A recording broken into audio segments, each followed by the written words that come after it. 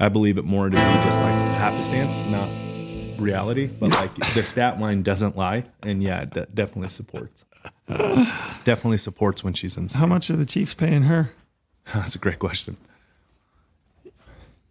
I was talking to my kids the other day, and they were like, "We're bummed out. We don't know if Taylor's going to go back. This might be like my oldest. He's a Swiftie. Big Is fan. he really? Yeah, big fan. Mm-hmm. God, she's got so many fans. Yeah, big fan. But he was saying, he's like, I'm kind of bummed out. I think this might be it for like her last tour. Yeah, she's on her world tour now, so yeah, she's but not I'm gonna like, be able to go to any games. Yeah, but he's more worried that she might not go on tour again. He's like, I think this might be it.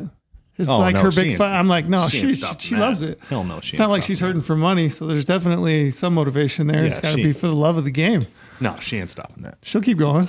Of course. I told him, I said, I think you can rest assured you'll probably see more Swiftie albums, more albums. You'll have more concerts to go to. You'll have more albums, and maybe like smaller. Maybe she'll do smaller venues. You'll get a chance to see her. Yeah, I was zoned out. We're talking about Taylor Swift. Mm-hmm. Why? Because I brought up that the Waltons own the Broncos. Oh. And then he brought up that the Broncos killed the Chiefs. And I said, not really. Because she's Mahomes the had the biggest thing going. Mahomes had the flu and Taylor Swift wasn't there. And if you look at Travis Kelce's stat lines, as much as I believe it to just be happenstance, but like if you look at his stat lines of when she's there and not there, it's pretty big difference. So they didn't like actually beat the Chiefs. You know what I mean? They beat him though. Well, yeah. Don't you remember like when you're in high school and stuff, and like your girlfriend was there, you like wanted to play harder? I don't remember. You want to impress her? I don't remember. I didn't have any girlfriends in high school, so I don't know. I'm just assuming that's how it goes. You never did? No, I was hunting man. all the time. Like we've discussed this. I was a loser. And you're not a most Swiftie. people. Sounds like. I mean, she got some good bangers. But like to be a Swiftie, you got to like really be into Taylor Swift. You got all the friendship bracelets. I noticed.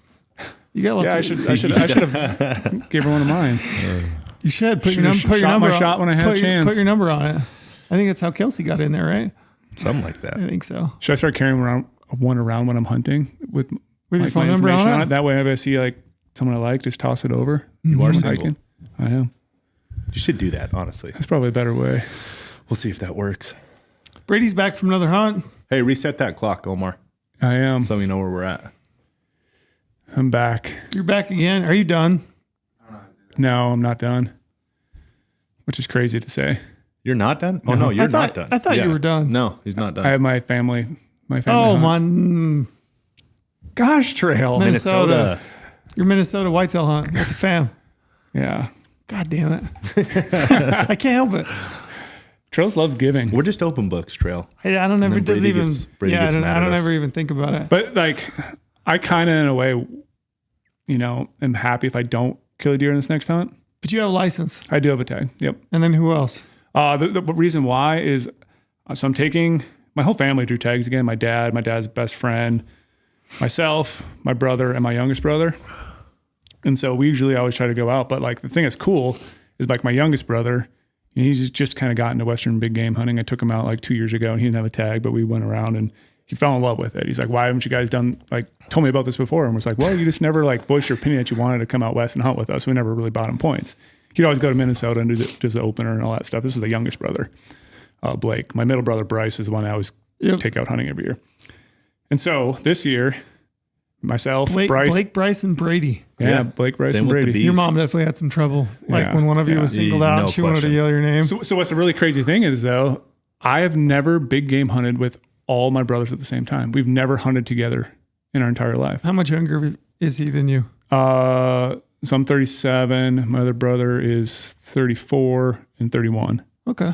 You're stacked in there. Yeah. So like we've never big game hunted before together. Like never even gone out looking for deer together all at the same time. So like we're going to split it up. My dad and his friend are going to go to our old spots that we've been going to forever. We're going to go exploratory and check out some new areas. You and the younger brother? Me and the younger brothers. Gotcha. I'm the oldest. So me, Bryce, and Blake are going to go hunt together. And we're really, really excited about that. So your dad and his buddy are going off on their own? Off on their own, which I'm kind of concerned about. Like they're very capable. Like Those guys are going to deer camp is what they're doing. yeah, like I've taken them so many years. I'm seeing a few fifths in their future and they're just hanging out doing deer camp. Yes. Yeah, but Yes. that's the greatest thing now. Like, shameless plug, Go Hunt Maps. So like, I have this giant folder called like our Monte. Oh gosh, Our family. You just did it yourself. I was talking about my Minnesota. You just outed yourself. fuck me. I didn't even have to. You did it. That's the thing. Like, you start getting caught in all these lies again, just like you the get last That's why podcast. you tell the truth, You and tell everyone the thinks truth, you're lying. Everybody anyways. assumes you're lying. So I have a son full. They're called like our family hunt. And my dad recently was like, "Oh, I'm looking at all these new areas as well in our old areas." I'm like, "Here, let me share the folder with you." So I share the folder with him. I share the folder with his best friend. So they have all my waypoints right now, and they're starting to add to it. And I can see them developing a plan, which is really nice. And then now with my brothers, I have another folder shared with them about where Are we're you going. monitoring their plan as they go? You're like, yeah, I don't know about that. Some of them are questionable. They're like, it's like a lot of distance. Like it's gonna be a lot of driving around trying to get to so many spots You're like, they you want to guys go can't to. possibly cover that Can't much cover ground. all that country, but we do cover a lot of country. On Is that. your dad's best friend retired too? No, actually, he's still out grinding and working. Yeah. Some people I think are just addicted to it. You know, just like can't get away. I don't get that.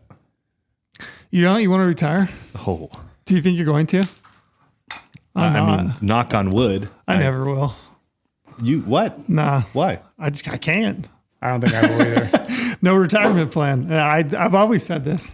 But you could if you would if you could. I mean, maybe. I don't know. I thought maybe just being like work at Lowe's or Home Depot, a Walmart greeter. But the question is, you would if you could though. Maybe. Maybe. What do you mean? I don't know. Maybe? I just don't know what I would do all day. I might get bored. I don't know. Oh, you guys need. Yeah, no way. I might no get way. bored. Yes, I know. I saw my neighbor. He was out chopping wood the other day. And I was like, That hey. looks nice. Yeah. I was like, hey, you got one of those wood splitters? And he's like, no, man, I like chopping wood. And I'm like, I could get into that. That's my point. Just a big load of wood out back. Just go out and split. Training 2-3 times a day, hunting, getting ready, It looked like fun. dicking with shit all the time. How far we've digressed, huh? Chopping wood looks like a good time. I mean, in retirement, yeah. You can't tell me that if you could, you would, and you can't tell me otherwise. I probably would. Yeah, come on now. Would you? But I'd have to do something as well, though. Of course. I'm not talking sitting on the couch drinking Mai Tais all day. I don't like that. I don't do that in general. I can't remember the last time I drank. That's why I look at my dad. He's retired now, I would do stuff. and he has his like whitetail property. Yeah. And him and my mom just literally go up to the whitetail property all the time, and he just is out ranching. Farms it. Just You wouldn't do just that? doing I would do random that. stuff. I was Yeah. like, I would love to do that. That's He my point. He decides to build a new shed at the property. He goes Builds build a a new new shed. shed. He That's decides my to finally insulate it. Well, they insulate it. That's my point right there. He just got sheds on sheds. Yeah, sheds on sheds. He needs to build a barn dominium is what he needs to do. Like that'd be freaking sick. Barn doors are the I've never best, heard man. that That's my before. dream. A barn dominium. Yeah, the barn doors. Never heard of I it. want It's a that big so shop bad. with living quarters. I mean, attached. I know. I can picture what it would be. I just Yeah. haven't heard that term. The old barn doors. That's my absolute dream. Is to build one of I those just want on the shop property. Yeah, with mounts and to and be able to just TV, walk out my bedroom down Reloading to the shop. room in there. Yeah. That would be fun. Yeah, that would be great. Yeah, that's my you're- my last hunt of the year. dude. So you're okay. I expected to walk in to the office today and have like a, depressed Brady, like just visually be able to see it on your I'm going to be depressed after this season. Like this is the banger of all hunting seasons. And you're It's done. been a wild I've ride. told you it's all downhill from here. Yeah. It's been a wild ride.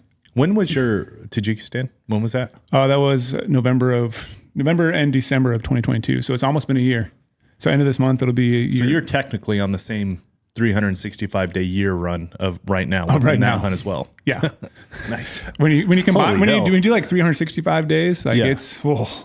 it's been crazy. That's awesome. You're back. Got back. Yeah. Killed over a the nice weekend. buck? Killed a buck over the weekend, opening day, which I never really plan to do, but right place, right time. And Did you have any reservations about pulling the trigger on an opening day buck? pulling. Why would you pull the trigger? Just that's what normal people do. You press it, Trail. Pull the trigger. You press it like you're doing touching the little key on the keyboard. It's Like light if you pressure. buy an item online, if I was talking to Lorenzo, I'd be like, "Oh, did you pull the trigger on that?" And I would say, no, Trail, I pressed it. Hell, pressed the the fuck trigger. you would. No, you wouldn't. You would say I pulled it. Hell yeah, I pulled it. Did you pull the trigger on an OTC deer tag in Arizona? No, I did not. You didn't press it. You pulled it. Did you pull it? No, I avoided that. Okay. Yeah, I looked at them and they're still available. Would you get one? Yeah, I got one. You did. Omar, young Omar over there, he got one. You got one? Omar's over there on the tender, I can tell. I do. He's swiping. Yeah, he was swiping just. The funny thing though about Arizona's is at first they showed sold out for a while, and I was like, "There's no way, Omar. Keep checking. Like there's something wrong with their website." And sure enough, there was. Like it was crashing all morning, and that's gonna lead into what we're going to talk about today. It's a good transition, isn't it? There's going to be a lot more crashing going on in Idaho system. It's almost like I did it on purpose. Yeah, you almost did that one pretty good. Almost like you run the podcast like and I you thought just... almost like on the way down here, the 2 hours, I thought, what's a nice transition into this? Man, isn't that crazy? Yeah, it's wild. On accident. It is something interesting though. It's like, I don't know, like tech is hard and servers and all that stuff and anticipating demand, but like you can anticipate demand. Like Listen, I'm here to tell you, online tech, not hard. Yeah. Offline tech, very hard. Yeah. Online, there's no excuse. This is like, crazy. do you guys know you're doing a set time on a set day for a very limited number of tags Not for hard. non-residents, and Not you should hard to do. anticipate a lot of traffic to your website. You'd think. I mean, I know states don't have a lot of funding, and I'd rather that money go towards wildlife in a real sense than maybe making sure the servers are great. But if it's only, we're talking like 5K. Like, okay, let's just fix this Talking server more issue. than that, for sure. Probably more than that. I mean, just raise a tag fee for a year. I'd happily pone up an extra $10 Just to make it to get seamless? a To make the server better? user-friendly experience. I would think most people would be on board for that. Before we get too deep, let's hit promo. Promos. I think you're the guy. I am. You know it our inside guy. it out.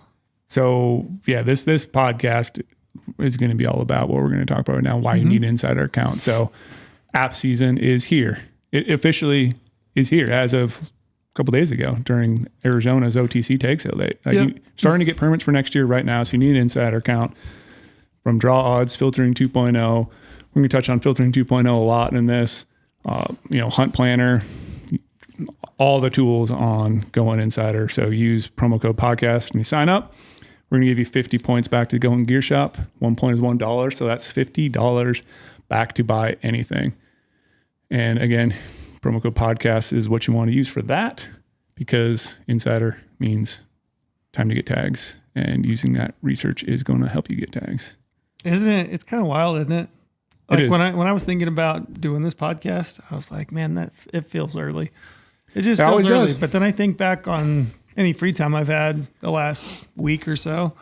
I've been cruising draw odds and looking at Filtering 2.0 and adding my points and looking at opportunities. And what's crazy is like I literally started working on yesterday since I got back early from that hunt, which is nice. Porter, you realize I got back early just so I can work. Yeah. That's the main reason. Yeah, for sure. But I was starting to work on the 2024 application deadline article. And that thing is a beast in itself, trying to work on. I'm like, dang, it feels early to be working on that. But we're here. It's November 7th. I usually drop that article around the middle of November. So it's time to start thinking about these states. And I just went online the other day and I bought all my South Dakota points again. So I was jumping on to Filtering 2.0, looking at some units. And then I was also updating, my point tracker. Yep. Yeah. So as a kickoff, I thought this podcast we would cover kind of an application overview. We're already moving, and like Brady said, it feels a little early to me, but also at the same time, you've already had Arizona OTC deer tags, archery tags go on sale, sold out. Was that like 3-4 hours they sold out? I think I might have seen them available around 1 our time. Yeah, so those are already come and gone. You've got, who's ringing? Me? You. My bad, Neville. Sorry, Neville. Not now, Ned Doggy. But you've got Idaho OTC coming up December 1st. December 1st. And then I just thought we would do a kickoff. So we would cover things like, what is a preference point? What's a bonus point? What does over-the-counter actually mean? Is that an actual even relevant term anymore? Not really. We throw it around, but there's definitely some instances where it's not truly an over-the-counter opportunity. So I thought we would cover that. I thought we would cover things like point creep, what that means, what a modified preference point or a modified bonus point system looks like. The difference between maybe a license and a tag or a permit and a tag. Yeah, they are cover very some different. of those definitions. Cover some of the lingo. Draw odds. I don't even know if a lot of people understand, why draw odds are important. So I thought we would run through some of those. Get going. I thought Idaho would be a good place to start. You've already brought it up, so let's just run with it. Yeah. So talk me through Idaho. Idaho's process. So we get this question a lot every single year. Is this for the controlled hunts? And no, this is just for What do you mean by controlled? the ones that are later in the year that are a draw. So they're limited in tag numbers for both residents and non-residents. And usually that means potential for a little higher quality hunt because of the tag numbers are limited in some of these units and in zones. So each state calls it something different. Yeah. You have some states that call it limited quota. You have some states that call it controlled, like Idaho. I'm trying to think what other states call it something different. There's some different terminology, but essentially when you're talking controlled hunts in Idaho, you're talking limited quota. Utah calls them limited quota. Limited entry. Limited entry. I think you've got Montana. You've got the different system with this special limited quota permit. Yeah. So you're talking limited quota. So this is different. So December 1st, you're talking general season. General season. So these are basically, again, OTC. Is that a actual term anymore? This is basically like a mini draw. It's really not over the counter in a sense, but they kind of are. Over the counter is kind of like morphed into now general. Like it's kind of the general catch-all. Yep. So this is just for non-residents. We get that, again, we get the same question. Oh, why can't residents pick them right now? Why are non-residents getting the tag before the residents do? Well, residents have their opportunity later. And they can buy pretty much whatever they want. Whatever they want. So this is just non-residents. This is just for deer and elk. So you got mule deer, you got whitetail, and you got elk. All right. So that starts December 1st at 10 a.m. 10 a.m. 10 a.m. Mountain Time. Fan of the Elf? You know that movie? Yeah. 10 a.m. Oh, yeah. What? Oh, yeah. The listeners will get it that aren't Brady. Yeah.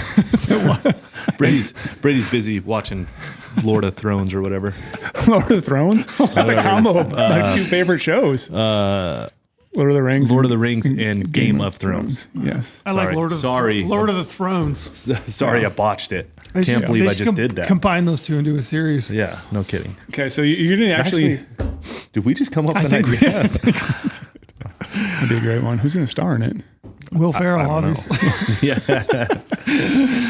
Okay, so again, like every single year, like this is going to be a podcast side of it. And if you want to just read a strict article every year, I always release an article. So in conjunction with this podcast release, I'm going to have a full-on article dedicated to exactly how to walk through this Idaho OTC December 1st tag sale process. But I'm going to try to summarize it right now. So like I said, December 1st, 10 a.m. Mountain Standard Time. All right. Idaho's already sent out an email saying that your patients should definitely, have a lot of patience through this. There could be some slow times. Plan accordingly. I like their email. It says, demand for tags is expected to be high. We ask for your patience throughout the day. Oh. Yep. So this is going to be a day. They already know it's going to be a day. Okay. And then hunters should plan accordingly. Expect long wait times, system slownesses. Yep. Okay. And limited number of products available for purchase. At least they're owning up to it on the front end. Some expectations. And so what's happened throughout the year since 2021, they switched over and made these basically limited. So general deer tags are limited by the unit. So you have one individual unit where elk zones could occupy several different units in a sense. Within a zone. Yep. And so like I just said right there, expect long wait times. I have now suggested people to do, if you're going to try to get a tag, you might have to take the day off of work.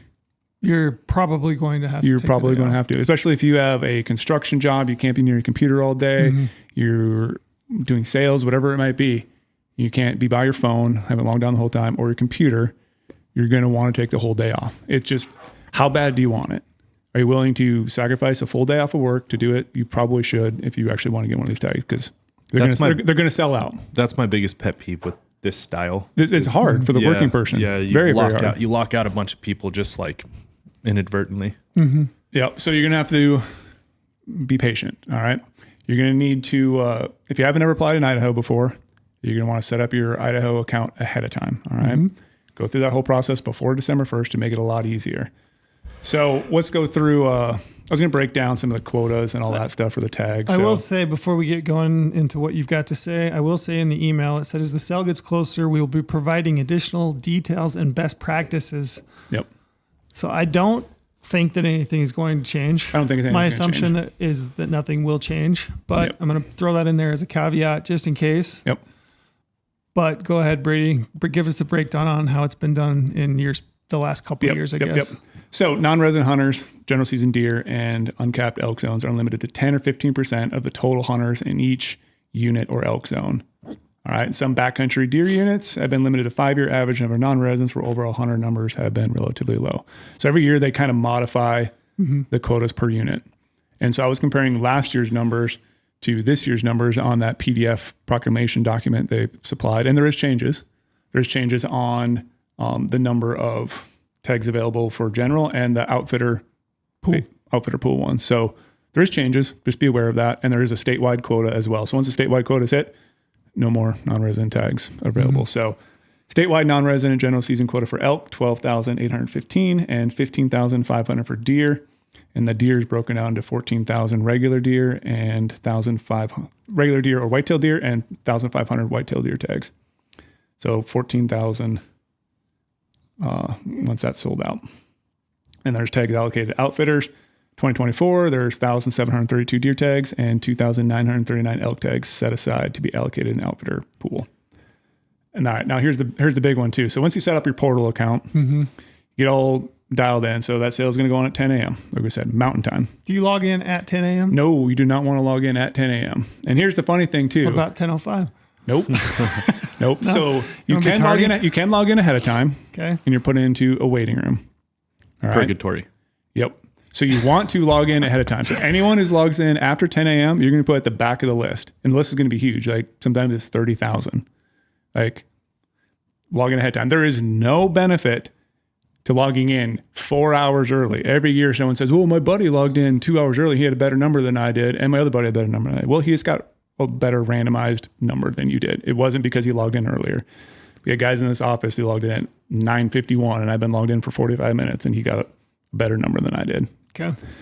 So you do want to log in ahead of time. You want to be in that little waiting room.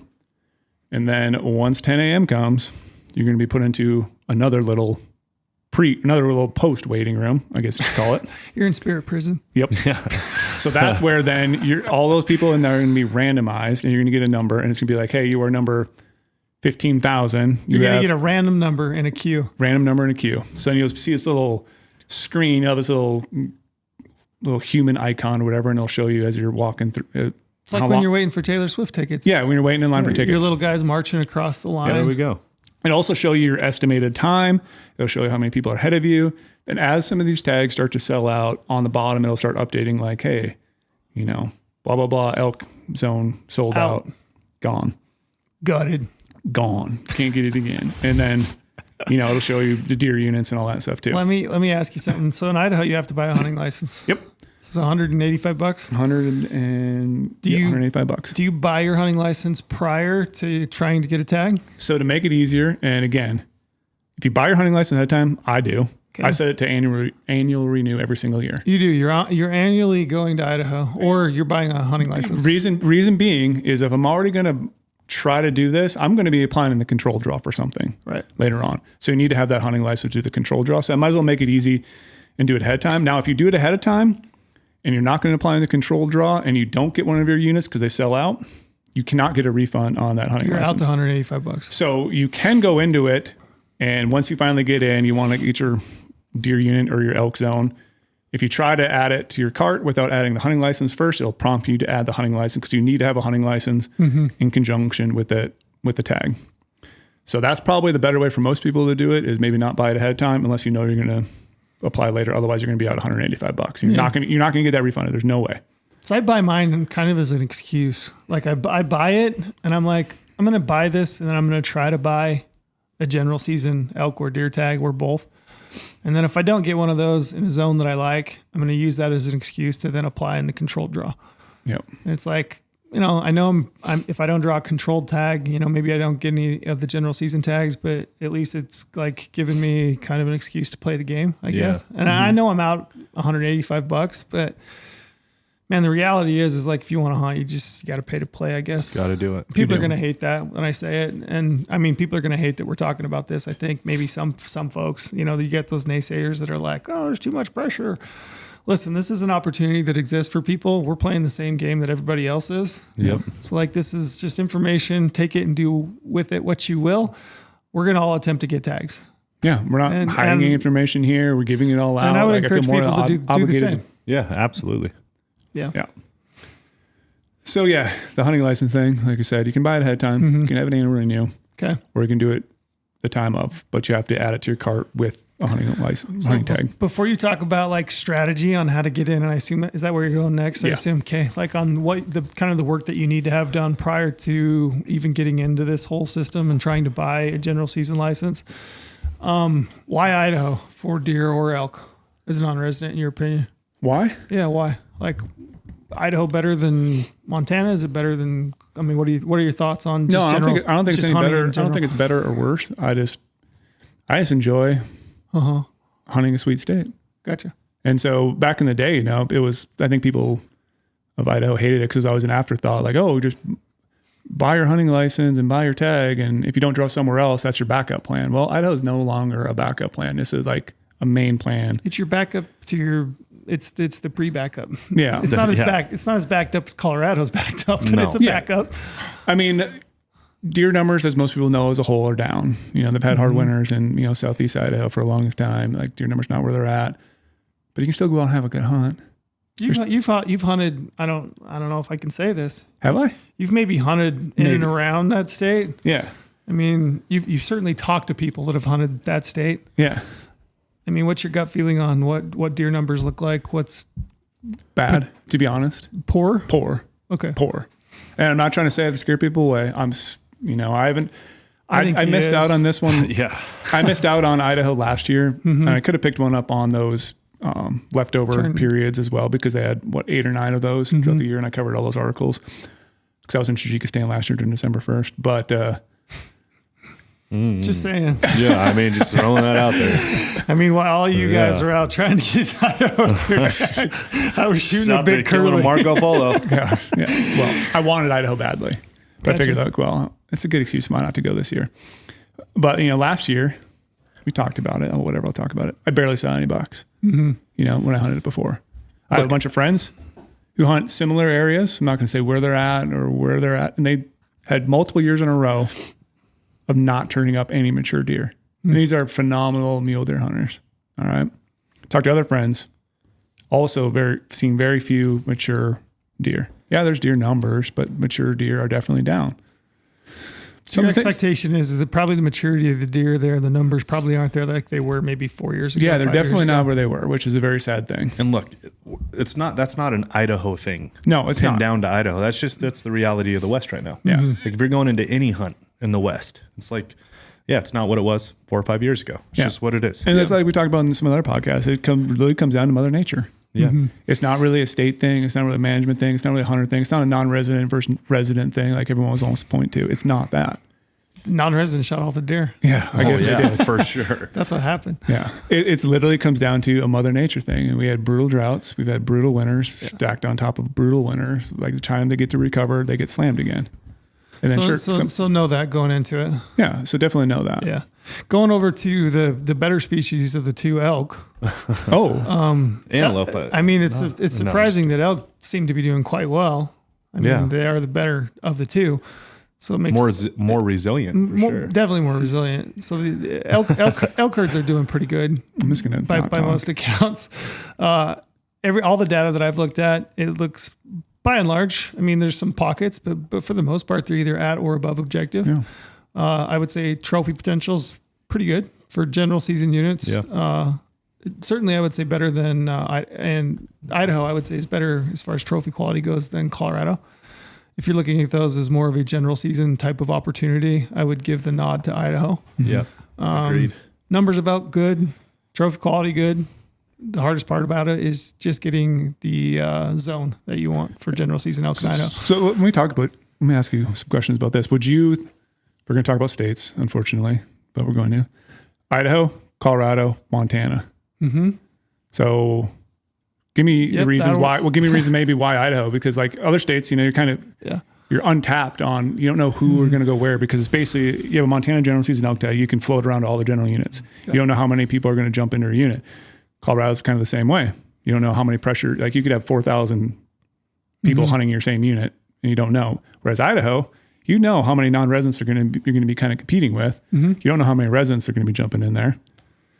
Sure. So it's kind of a great option in that sense, because you kind of know hunting pressure before you go Yeah, and I would say Idaho in that regard is a great, quote unquote opportunity state still, where you can get into the system. Hopefully you get a good number, and we're going to touch on kind of the planning and prep that you need to do, but provided you get the zone, or maybe like the first 5 or 6 zones that you've done your research and you've done your due diligence in trying to find an opportunity, I would put it in that order. I would say Idaho is an awesome opportunity because, like I said, the objectives are great. They're at or over objective in terms of population.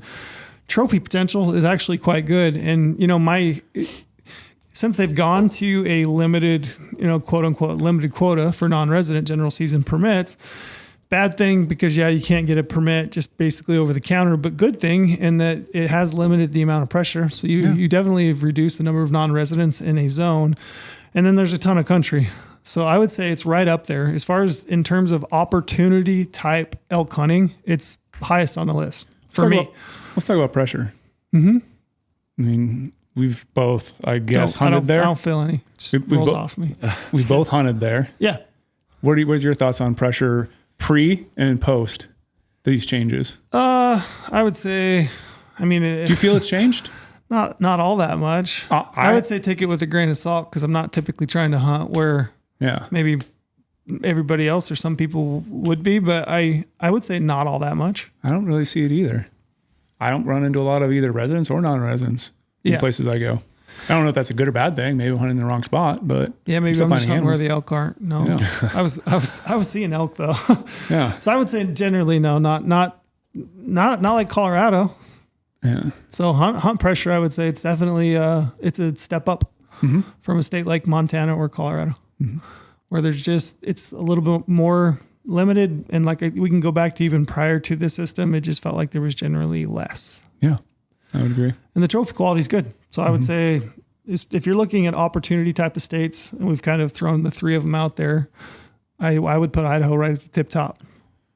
So try to get a permit. So let's dive into pre-prep. What do you? Okay. Pre-prep is going to be big in Idaho. All right. So you want to know, Idaho's a giant state. You have a ton of different hunt units for deer. You have a ton of different zones for elk. So you want to be able to narrow that down ahead of time. You don't want to go into this being like, I don't know. Yeah. What unit am I going to get? I don't know anything about this. Again, shameless plug. This is where Insider comes into play. So well before this, so for the next... right now. For the next 3 weeks. This podcast drops. When this podcast drops, you're going to want to jump into filtering 2.0. You want to go to Idaho. You want to click on mule deer. Go to Idaho. Click on elk. Or elk. Or whitetail deer. Okay. Why not? Why not? Why not? It's a great state for all 3 species. You ever killed a whitetail in Idaho? Killed 2. You have? Mm-hmm. I didn't know that. Back when it was true general tags, over-the-counter tags. Good bucks? Fun.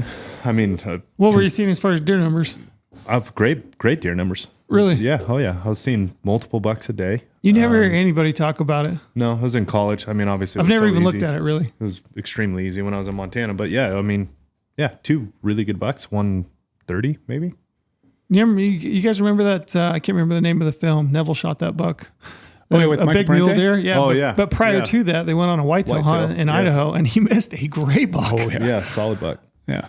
That was, better than any of the bucks I saw or shot. But yeah, I did it back in the day. It was awesome. Why not? Go kill a whitetail in the mountains. I thought it was awesome. That's why I did it. So you always have that opportunity. Maybe that's a little tidbit. Maybe if you want to go... Save a mule deer, kill a whitetail? Yeah. Yeah, I did it 2 years in a row. Huh. Right on. Anyway, carry on. Okay, so the tip part of this, so filtering 2.0, you want to go into Idaho, then select mule deer. Obviously, this will work the same way for elk. All right, I'm just going to explain the mule deer part of it. So right now I have state Idaho. I select my species as mule deer. It's going to show me all the units in the state on filtering 2.0. But to narrow it down even further, I would scroll down to the season dates and select generals or rifle over the counter, which is basically your general tag. So now it's going to show you 78 total units in Idaho. So now is the time when you want to start narrowing down, okay, where do I want to hunt? Because you need to narrow it down to the unit level, because when you're picking up a general season deer tag in Idaho, it's the unit level. So now you have a lot of options. You want to start narrowing those down. That's where filtering 2.0 is literally a game changer. It allows you to scroll through all the options. Where do you look? Where do I look? So you've got all these units. I'm just curious. Are you looking at Are you looking at more like population information? Are you looking at like 4-point plus better information? Are you looking at harvest statistics? Are you looking at like country that you want to hunt? Like what for you? For me personally, I put more emphasis on country, on habitat, on the type of adventure I'm looking for. Gotcha. In a sense, I look at percent 4-point. I don't really look at a lot of harvest success because I don't know. I feel like harvest success is what it is. You know, I mean, I feel like I could probably, if I see like, oh yeah, it's, 40% or 30%, it's like, okay, those are still good numbers. I feel like I could still tag out. I'm not looking for like, oh, I need to find 60 plus harvest success. Like they're killing deer all the time every year. Like that's not you. I don't put a lot of weight in that. That's you. Yeah. No way. Freshman year of college. Really? Yeah. That's your buck? One of them, yeah. We gotta throw that up. Yeah, that is. Oh no, maybe that was my senior year. I don't know. Anyways, I can't. Yeah, it's a good buck though. It was fun. I'm just looking at you. I can't believe that's you. Yeah. Look what a young strapping buck you man. were. Yeah. No way. Yeah, that's a good buck. It's fun. That's A lot awesome. of fun. So I don't put a lot of weight on harvest success, but I will look at percent 4-point or better because I want to find mature deer. What if it's 10% or lower? 10% or lower? Buggy at all? It might a little bit, but I don't know. I'm throwing out theory. I don't even know if I there might are look any at, units. I'd probably want to figure out how many hunters there actually were that were surveyed then. I mean, if it's Gotcha. very few number, compared to a very large number, that's a totally different story there. That's a good point. And if people are maybe people are holding out for giants. Hunter survey's part of that equation. Yeah. So maybe people are just holding out and they're willing to eat their tag, which is what I did, several times hunting that state. Just ate my tag. So I was looking for a giant. So I had opportunities to kill. Most people probably would have shot some of those deer, but I was looking for an old giant deer. And so I was happy, bringing that harvest success down. But the great thing is too, like all those filters in filtering 2.0, you can use those to your advantage. You can filter by harvest success. If you're just looking for, I just want to go hunting with my buddies and I want to pick up a tag and we want chances at deer. Most of the time, high harvest success could equal higher population of the deer. Not always, but it's a good potential correlation for that. You can filter by trophy potential, filter by public land. So a lot of different ways to narrow that down. You can sort by percent 4-point or better. You can sort by public land. You can sort by harvest success once you start narrowing the results down.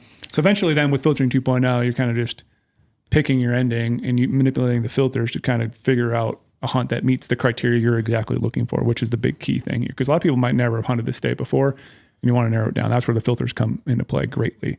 Because it's hard to say like 78 units. What is, the border of Canada, Unit 1 compared to Southeast Idaho? Well, they're two vastly different habitats. Like you think you're just going to pick up, Unit 1 and go up there and glass a bunch. Well, you ain't going to be glassing all that much because it's thick timber. Yeah. And that's where like once you jump into a unit profile, then, it's going to start describing that unit, showing you those terrain photos, showing you it's steep, it's nasty, it's thick. But the cool thing is, probably a bunch of old deer that are just dying of old age, or a bunch of big bucks that are just dying of old age in some of those places because they can't get glassed up and it's harder hunting. So if like your hunting style is, if you just want to still hunt, I just want to still hunt in the timber and try to find some bucks, and that's my style. And I'm fine maybe seeing 3 deer in 1 week, but could potentially be for a giant. That could be the hunt for you. Yeah. And there's still a lot of like open clear cuts and stuff. I'm trying to pinpoint that unit, but Lorenzo, do you look at elk any differently than mule deer? Like if you're looking for a hunt to go on in Idaho, you're looking at the general season units that are available to you. Like from your standpoint, what do you start looking at as far as filters? Are you looking at harvest success? Let's say, we'll say archery, for example. Where do you start? Trophy potential, harvest success, land ownership? Land, like public private land for sure. But like those, more, I don't mind the treed up units for like those. If they're bugling. General, like I don't mind it. I can't stand it for mule deer. Yeah, I Can't stand it. I mean, so like I do a lot of like land scouting first and foremost. I don't really the harvest success. I look at it just as kind of like a general thing, right? Because it's all about the number surveyed, who was willing to take, who was all that stuff. But so I look at it for sure, kind of like a final decision. But I do a lot of land looking before public, private. Maps. Where's the good land at? Maps. Yep, that's where I start. Gotcha. what about you? I think it's interesting that Idaho, which I was going to point out, I think it's really cool that they collect data when they do their surveys on the number of 6-point plus bulls that are harvested. Same with bucks, 4-point plus. I think that's neat data to look at because you can pretty quickly start to see trends in areas where they're pulling more mature animals out of. I look at population data. So like I'll look through the application strategy articles where we've got some population data. I do look at that. I want to know if, number of elk in that potential, area. I look at the number 6 point plus because I'm not hung up on a number by any means for score, but I think it's interesting to be able to look at an area by the number of 6 points that were harvested. Yeah. I haven't looked at that. It's probably, interesting to think about it right now. It's probably something I should look at. Yeah. And the thing about archery elk hunting, and that's primarily what I'm looking at, your harvest success is generally going to be, 10 to 20% anyway. It's not going to be like this giant fluctuation. It's not like there's often a unit that's going to blow all the others out of the water. You just don't see harvest success in general season units that are, 30 to 50, 60%. So I don't worry too much about harvest success. I do look at it, but it's kind of an afterthought. Yeah. I'm with Lorenzo. I'm looking at maps quite a bit. I want to hunt the type of country, I'm not really looking, I don't really like a big thick timbered unit, even if it's for elk. I like some open space. Maybe I get claustrophobic or whatever it is, but I like some open space, so I'm looking at vegetation and maps. I would say those are probably at population based, 6 point plus, and then harvest success kind of as just interest. Yep. Barometer check. Barometer. Mm-hmm. Yeah, I think we're the same. You guys on the elk side, me on the mule side. Habitat's big. Love looking at maps. How deep? So you get your line. You get to the day. You're at December 1st. How many? We're there. I'm jumping the gun. Jumping the gun a little bit. So we're still on the research side. Yep. And this is where I want to talk about. You want to have a big list of units picked out already. Mm-hmm. And this is where on filtering 2.0, once you get those filters narrowed down, and you're like, well, I love this unit. My number one choice is my number two. Like maybe get 5 units that you're really keen on, that you've done your research on. I'd be happy to get one of these 5 deer units. I'd be happy to get one of these 5 elk zones. Is 5 as deep as you get? I might go up to 10. Mm-hmm. I've definitely seen a lot of them sell out to the point where you're like scrapping that minute. Like you can see it real time. So as you're actually watching it, you can see which ones are getting sold out. And then you'd be like, all right, I need to start researching now. A bunch of mine got picked up. So probably should do some more. But this is where it's great though. Now I'm filtering 2.0. So once you get those narrowed down, you can actually save those units to your hunt planner and start creating like, hey, this is my 2024 Idaho general season deer hunt plan. And these are all the units I'm saving. Then you can start to rank them. You can start to add notes. You can jump in the unit profiles, figure out what things you really love, add that to your hunt planner. And then you have like a detailed portfolio of your 2024 Idaho plan. Yep. And then I'm jumping over to maps like you guys are. And I'm starting to look at the public private. I'm looking at, all this other data. But even before I might jump into maps, keep in mind too, that so Idaho, there's a bunch of different season dates on I'm just talking about general rifle because I'm a big rifle guy. So like there is different season dates. Most season dates are October 10th to the 31st. Yep. There's some that are October 10th to like November, first week of November. And there's some that are November 1st to November 14th on general rifle. So you can get some potential rut dates on these general season hunts. Most of those are in like, the northern part of Idaho, but that's something to keep in mind as well. So you can also sort on filtering 2.0 by season dates if you want, like, hey, I just want to hunt November. That's the only time frame I have. Show me all the units in Idaho for general deer that have season dates that are potentially available to me to actually go hunting. I hate to do this. I got to go pee. Go for it. I went before, I swear to God I did. And I was like, I'm going to make it. Too much of that Kirkland brand. I got to go again. So you guys, we can stop and come back. Yeah, we'll stop. Okay. We'll be right back. And we're back. All right. I want to ask you two a question though, because you guys do way more research for Idaho and hunt Idaho a lot more than me. I haven't hunted it in a long time.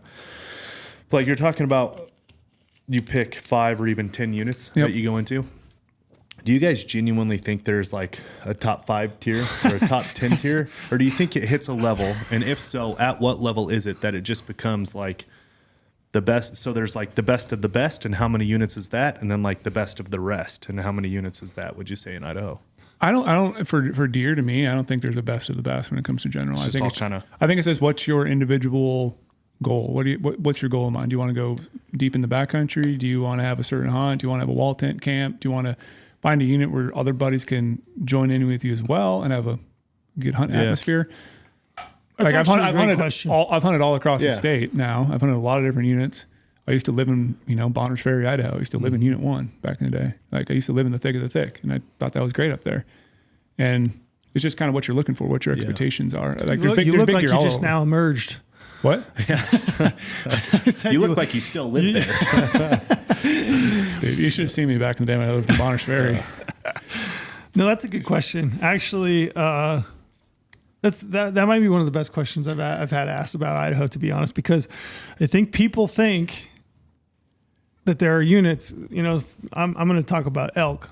Like, okay, this unit is the best unit, and I mean it's not like it's a big secret. There is a unit that will a zone, I should say, that's going to sell out quicker than all the others, and it's based on kind of word of mouth. The population objective is above. The bull cow ratio is good, and there's just a lot of chit chat about it, right? Mm-hmm. And I think that one always sells out. And then there's probably 5 or 6 others I would say that are kind of mid tier. I'd put it, and then kind of the rest are all pretty similar, right? Yeah. I actually don't think the quality is that much different between all of them, to be honest. Mm. And in reality, I think it would behoove someone. Behoove. That's a good word. Look how smart we are. Did you like that? Yeah. That's the extent of my, that's the reach for me today.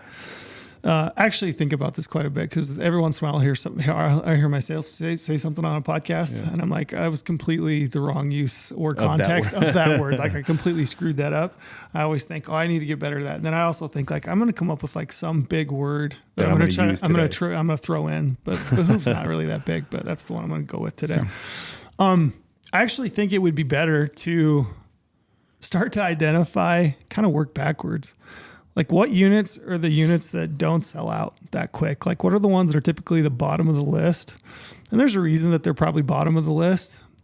But I think if you were able to pick up some of those units and do it consistently year after year after year, those areas, those hunts could be as good or better than some of these top tier units. Yep. Because you get to learn them. Sure, there may not be the populations that are in some of the other units, but there's still elk there. There's still opportunities to go hunt. And I think I've always said this, where's the best unit to kill a big buck or a big bull? Well, it's the one that you know. The one that you know. Yep. Absolutely. It's the one that you hunt consistently. It's the one that you know. So I think it would be advantageous to kind of figure out what is the stuff that's remaining and hunt it as often as you can. Yeah, we talk about that a lot in other states too. Like, you can't just throw true potential at 180, and instantly be like, I'm only going to hunt these units and skip all the rest of the units. Like, you're missing out. I talk about a lot in Colorado, all those data report articles I do every year. Like, yeah, people can figure out the cream of the crop units pretty easily, and then people know the bottom. Well, places that, a lot of us hunt are usually in that middle to low areas because we can pick up the tags every single year. And you said you can learn a unit, you can be way more successful than anyone should killing a giant in it. Does that answer your question? Is that what are your thoughts? That was a genuine question from me, just as a hunter, as being one of the guys in the public. Because I mean, in all reality, I've been out of Idaho since the change. I've been out of it for quite a while. I haven't hunted it in a long time. Thinking about getting back into it, just finding more opportunities. I want to go back to a place I haven't been in a long time. And I, obviously being in the office and seeing you guys and doing all this stuff, that was just a genuine question of like, is there actually that best of the best? And it makes total sense what you're saying. I would prefer to find the tags that I know I could get every year and just stay focused on those ones and then hunt it 3, 4, 5 years in a row. That is what I would prefer. I mean, in terms of quality, you got to think that these are general seasons. These are managed for general season opportunity. So it's not like you're limiting. The limited number of tags is based on population, right?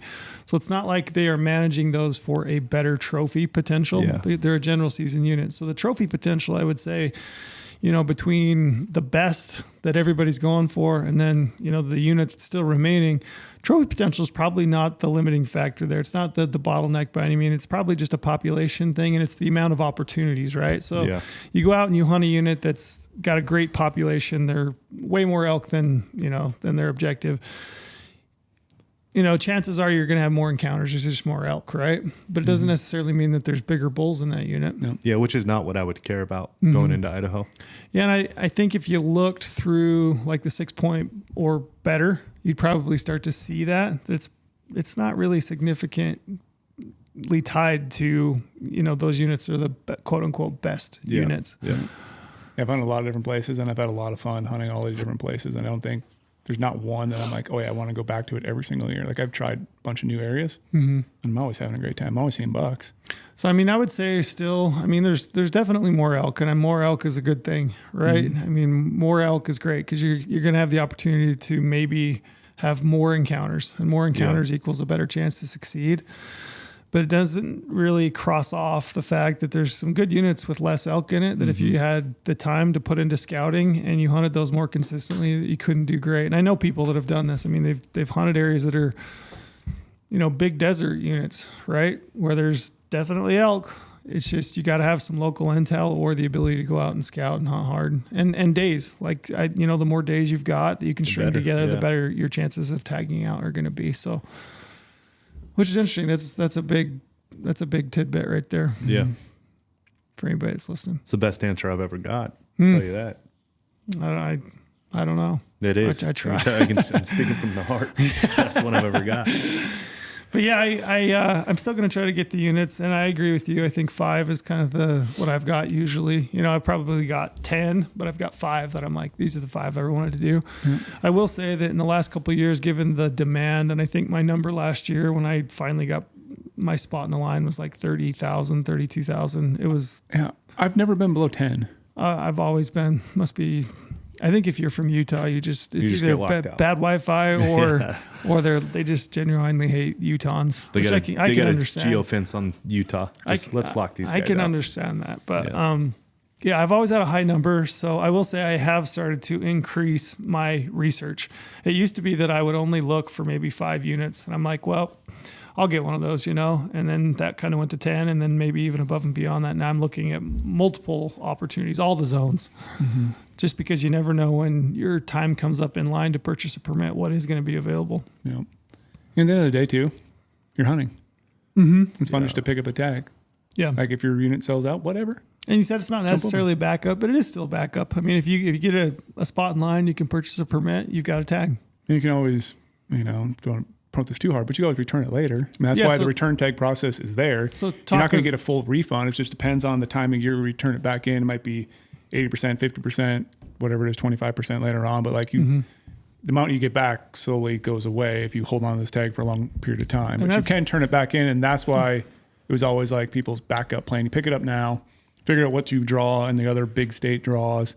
And then if you fit in your schedule, you fit in your schedule. If not, you can turn it back in. So what happens if somebody buys a general season tag and then they put in for a controlled hunt and they draw a controlled hunt? Yep. So if that happens, you can either elect to keep your general tag, or you'll have to turn in your general tag and purchase. Then get your controlled tag and purchase that. But then later on, once that, usually August 1st, sometimes August 3rd or 5th, once that period comes, that's when residents and non-residents can pick up a second tag. So then if there's tags left over still, now you can pick up a general season tag as well. So you could have a controlled hunt tag then, and then you could have a general tag. But before that date, you can't do that. You'll have to either turn your general one in and elect for the controlled hunt. Yep. So you still, just people who want to do it now, definitely could still just pick up a tag and do the controlled hunt later. Does run us through the fiasco of last year? And well, I was out last year, but fiasco in general. So I can tell you this. So last year I tried to log in at like 9:55, right? Couldn't get logged in. It just kept timing out, and it was probably 10:15 by the time I actually could get into my account. And at that point it did assign me a spot in line. I didn't feel, and I don't know for sure if this is the case, I didn't feel like I had a equal chance as everybody else. I felt like I was probably placed in the line after the fact when I got logged on at 10:15. Okay, yeah, cool. And I don't know if that's the case. It's just my speculation. And probably part of that has to do with the fact that I was so far back at that point. God willing, that won't happen this year. So you're saying you tried to do it at 9:55 and it just kept timing out.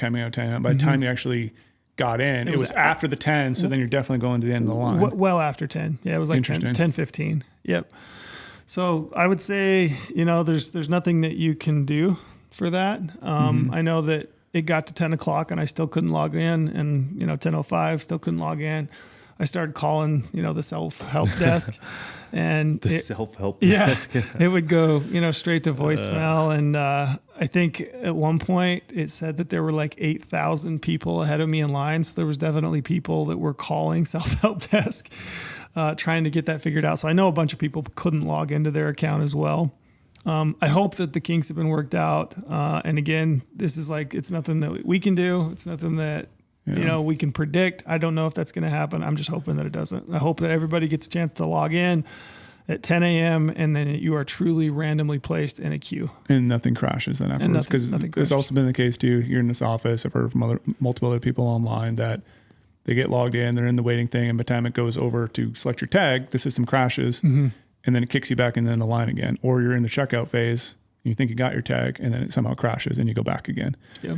So like they should, like we talk about getting the kinks ironed out a lot, but it's like, this is not just the only sale date they have. Like we said, there's 8 or 9 other sale dates throughout the year of return tags. This is definitely the highest demand. But it's the highest demand, but those other tag processes, they'll still have their hiccups and still have the other things going on. So they can try to iron it out 9 more times throughout the year to try to get it dialed, but it seems like they just use the same system all the time. And let me ask you a question. Can you show up in Idaho and buy a tag? Yep. So you can also show up at any licensed vendor, and you can also call their phone number and try to purchase tag over the phone. If you can get through. If you can get through. So you do have 3 options: the online, in person, or try to phone. What's the best option? I mean, the best option is whatever somebody can do, but like, does any of the 3 give you a better chance at? I don't know. Rumor is that maybe showing up in person could give you a better chance. It seems like I talked to more people that actually show up to a Game and Fish office that seems like they have a better experience.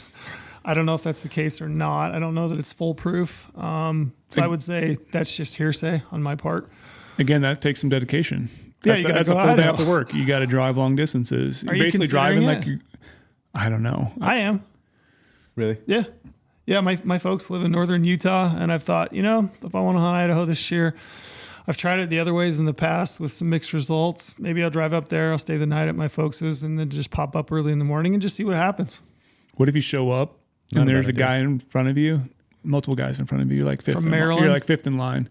And he just has so many questions. UFC fight. And he just has question after question, and you can't get to the counter because this guy just keeps wanting to ask other questions. And he wants to know, like, what's this unit compared to this unit? So he's asking unit comparisons, and you never actually get up to pick up your tags. I would say, listen, bro, I got this tool for you. It's amazing. It's called Insider. You can figure this out ahead of time. Called GOHUNT. You can sign up right now on your phone. Have your research done by the time you get to the right line. Now. Yeah. Let me handle it. I'll show you this. Let me handle this. So you're gonna camp out. You're gonna like you're buying a Swifty ticket. I don't know, but I do think I will probably drive up and just stay the night and then pop up in the morning and be there. I don't know, half hour. I'm not going crazy. Yeah. And if I'm 5th in line or if I'm 100th in line, so be it. But I am interested to see what the experience is like. I kind of look at Idaho. I would love a tag in Idaho. Don't get me wrong. Last year I did the whole thing. I gave up on it at 4:00 in the afternoon. Like my number still hadn't come up. I was just like, yeah, bag it. I don't, whatever. And then applied for control draw. But just kind of an experience. I would love a tag in Idaho, but I might give it a go just to see. And again, it's not open. I mean, I live 8 hours, I guess, probably, which it's not a short jaunt by any means, but my folks live relatively close. So I might give it a go and just see what happens. Yep. We'll see. That'll be interesting. So take home for Idaho. Wrap it up in a bow. Okay. So again, December 1st, 10 a.m. That's when the tags go on sale. You want to log in? 10 a.m. 10 a.m. I don't know the reference, but sure. You know the Santa Claus reference from the Elf? Do you? Yes. Turtle fan of the Elf? Watch it all the time. I've watched that movie a ton. You have? Yeah, I don't understand the reference. It's pretty famous anyway. Okay. So 10 a.m. You want to log in ahead of time. 10 a.m. PST? Mountain time. Yep. So again, the time you log in beforehand does not matter, does not make your odds better. You can log in an hour, 30 minutes, 5 minutes beforehand, but you might have some trouble. So maybe try it earlier. Get logged in. Stay logged in. Don't refresh your page. Don't get off that page. Don't cancel and go back out. Sit there and watch it till it goes 10 a.m. till you get your randomized number at 10 a.m. Everyone will be randomized. Wait your time. Once that time goes through, you actually get into Idaho's system, find out your tags. So it will also be updated on there. They'll say sold out or not, and just scroll through that list really quickly. And once you do, add it to your cart. and you added your, hunting license as well, you do have that. Basically, they say it's reserved for 20 minutes. No one can steal it from you once in your cart, but I like to try to check out fast as I can. I have my credit card information saved in my computer. So it's just click, click, done, purchase, and I'm off. Can you buy a deer tag and an elk tag? I don't believe you can. I've tried before, and I usually, after I submit it, I've gotten kicked back out and have to wait in line again. That's a damn good question, and I'm not sure I know the answer to it. I think you can. You think you can? I think so. But again, I don't. This is one of those ones I'm trying to remember if I've ever tried it. I've never tried it. Yep. Yeah, I've never tried it. So it's basically you gotta have patience. But the other big thing we should mention: group apps are not allowed. Yeah. So this is where I do have frustration with the system, because if we've been hunting Idaho for 20 some years as a family or whatever. Now we want to go there, and let's say I get a tag, but my family members are all 30, 40,000 number, and they don't get a tag. Now what do? You can't instantly turn back that tag. You can turn it in for partial refund, but not get the full refund. So you can't plan to hunt together as a family, which is very difficult for those camps that have been doing it forever. You can stay in touch with your buddy. You guys can have a plan together. You can check with him or them and see what what they've got as far as their number in line. And you can try, but it's pretty damn tough. It's hard, and that's what's very difficult. Gotcha. You want to hunt with buddies and friends, so no group apps. So that's kind of the first out of the gate, Idaho. I would say definitely take a hard look at Idaho. I think it's an awesome state to hunt if you can do it. What else are you guys looking at this year as far as applications? What's your plan? What do you want to hunt? Everything. Yeah, but Brady answer. Lorenzo? Whitetail. Okay. I'm on a whitetail conquest. Does that mean that you're going to limit your applications in Western states? Yes. Oh, it's at that level. Yeah, it's at that level. To what extent? I am very happy, feel unbelievably lucky, fortunate, blessed, whatever you want to call it.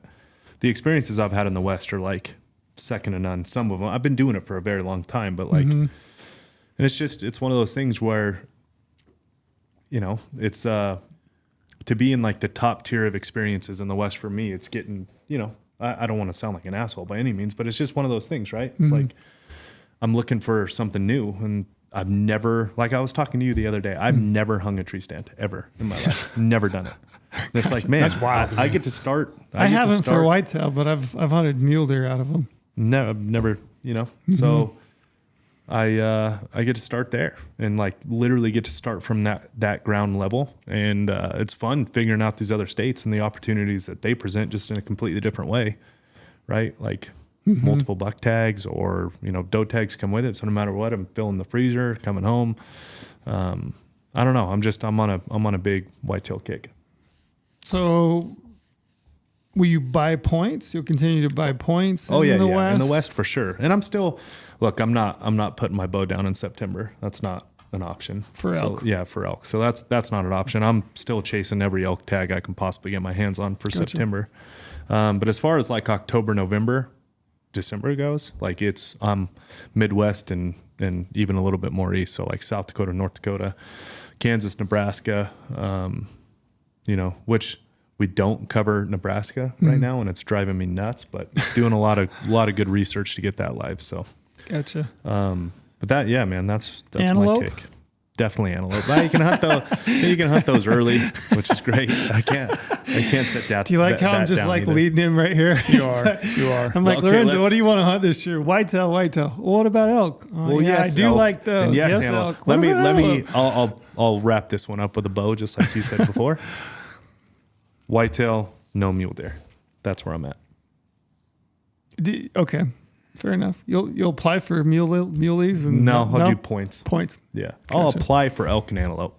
Okay, I'll do points for mule deer, and then I'm going all in on whitetail. So you're looking from a calendar year. You're looking for antelope early. Yep. You're looking for elk in September. Yep. And then you're looking whitetail. Antelope early October, and then whitetail late October, November, December. October, November, December. Yep. Got it.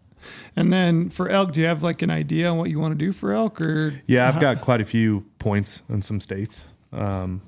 Wyoming being one of them. Okay. Utah, but I mean, drawing tags in Utah, even though I'm getting fairly close because I've just been applying there for so long, I can't really guarantee anything there, but decent chance. So those are kind of like my two go-tos. If you don't cash in on a state like Wyoming or Utah, are you looking at a state like Idaho or Colorado for general season, just over the counter and go hunting? I know Colorado very well. Just over the years, a lot of good contacts there. So what about Montana? No, I feel guilty for some reason saying this, but and I do genuinely feel it. But I feel emboldened. I hate Montana.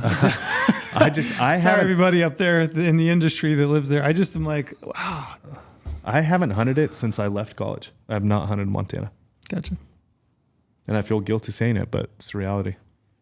Everybody goes to Montana. We got a lot of Midwesterners. You're talking Minnesota, Wisconsin. Those guys, they Michigan, they love Montana, and I get it. And there's obviously great resource up there, but it's like for me, I'm like, man, it's probably a drive thing, you know. That's different. I might need some advice because, like I said, everything. That's just what I want. But, but you have a general idea. Yeah. Here's what I need some advice on. So you guys like to joke. Brady's a big elk guy. Yeah. You know. You are a big elk guy. You are a big elk guy. So I carry, as most know, I've said it here before, I carry a metric shit ton of elk points in every Western states. Yes. I am creeping on, high teens for every state right now. Like Montana, when I calculate, I don't know exactly how many people apply, but just by points, but based on people who apply, there's only, I think, it's either 36 or 39 non-residents at my point level or higher who apply in Montana every single year. So I'm knocking on the door there for a bomb-ass elk tag. I got a ton of points in Arizona, a ton of points in Utah, which don't mean anything. I carry a lot of points. So I can draw some pretty badass elk tags. Potentially this year, I could draw an Arizona tag if I wanted to, if I put it in. So but I'm just going to weigh my decision. How am I going to fit that with the rest of my schedule? I don't see a question in any of this. So you say yes, do it. I don't know if I see a question, but I see a theme here, and I think it's a theme that I talk to people a lot about, and it's why I asked you, what do you want to hunt? Yeah. I think that's the question right out the gate. When you're building an application strategy, multi-state, and you're looking at this as a whole, it's hard to understand. It's hard to bite off. But I always ask people, what do you want to hunt? So I asked Lorenzo. Lorenzo wants to hunt whitetail. He wants to hunt elk with a bow. He wants to hunt antelope. So that's a great start. That's your starting point, right? From there, you're starting to whittle down into where can I find those opportunities? And I talk. He's got points in Utah. He's got points in Arizona, Wyoming. Antelope. He's got some options for antelope. Got a lot of options there. And he knows that if he doesn't draw an elk tag in one of those two states, he's got Colorado as his backup. He already knows that. So he knows what he wants to hunt. And then it's a matter of finding the opportunity to hunt the species that you want, the best opportunity. Yep. Is that where you were headed? Yeah, a little bit. This is like, most know I'm not in a rush to ever burn those points though too. I'm willing, if I have to wait another 5-10 years to draw those tags, I'm fine because I'm just going to switch around how I apply. And that's the second question I always pose to people. So what do you want to hunt? And within that, you hunt that species. What is your expectation of that hunt or that species? So for Brady, if he hunts bull elk, he wants to hunt big bull quality. I'm not burning them. You're not going to burn high I'm not going to go OTC elk unless I pick one up you're not going to burn. Let's say you had 15 elk points in Colorado. You're not burning your 15 elk points on a unit that you could have drawn with 8. Nope. You're going to kind of keep chasing it. Chasing it out. I'm going to wait my time. And that's what I'm doing with most of my elk points is just waiting my time for the best of the best unit, which I'm fine for. So my strategy again is just pick up as many mule deer tags as I can get, eat a bunch of those tags, trying to find some trophy deer, and go on some bear hunts. So that's generally what I tell people is what do you want to hunt? What do you value? What is your expectations for the species that you want to hunt? If it's any bull elk, a lot of opportunities. You can find them. And I want to add in a variable to Brady's dilemma, situation, whatever you want to call it. You would agree, and I know you would. The elk hunting right now is really good. Man, is it great. It is it is in a very good place. So if you have the points and you have the opportunity and you can hit it while the going's good. I can hit it while the going good. It is. Elk hunting is in a great spot right now. Yep. So, which is why I'm kind of thinking about maybe trying to dump them, one more state maybe this year on elk, because I have the points, and that's why I want to do it too, because I can start over. That's the big thing. Like, I don't want to keep waiting and draw it when 10 years later, when I could have already gone and rebuilt those points again and just had 2 quality hunts for the points. I don't want to get into no man's land. Yeah. And so I'm weighing that in my strategy right now too. Like, all right, am I willing to go 10 plus more years, or can I burn them right now on a quality hunt, which I know there's some out there. I've looked at them last year. I was on the fence about applying and then waiting it out. And yeah, and that's part of the whole, strategy. You don't want to sit on points. You want to use your points, and you're in a great spot where you can essentially hunt a different state every year, and you can expect a quality very hunt. quality hunt. Yeah. Yeah, which is a great spot to be in. It's the reason that we were always harping on, continuing to apply and continue to build points. Yep. I'm in the exact opposite from you. I've got a lot of deer points in a lot of places. So I've got deer points in Arizona, Wyoming. So I've kind of collected points, and I'm looking at opportunities to build those. I don't want to burn them all in the same year. Mm-hmm. I want to, plan and go on one year and, one the next, and have some opportunities. So. What about that variable I threw in though? Because on the flip side of what I talked about with Brady, deer hunting is not in a good place. I mean, droughts and winters. So I'm there in Wyoming. Yeah, I've got more points than I would need to draw some of those units had I burned those and gone on a Region G hunt or an H hunt or wherever it might be. Western Wyoming, we'll just say, I'd have been in a hell of a lot better place to do so 3 years ago or 2 years ago than I would be now, because the bottom's kind of dropped out on it. Yeah. So what are you looking at now? Like, you might be waiting 5 years. Yeah, I'm looking at other parts of the state, which may not offer me the type of animal or hunt that I'm, I was hoping kind of want that for. classic hunt. Or I'm sitting on them and I'm just seeing what happens, and that's it's one of the risks. You can't predict what's going to happen. Mm-hmm.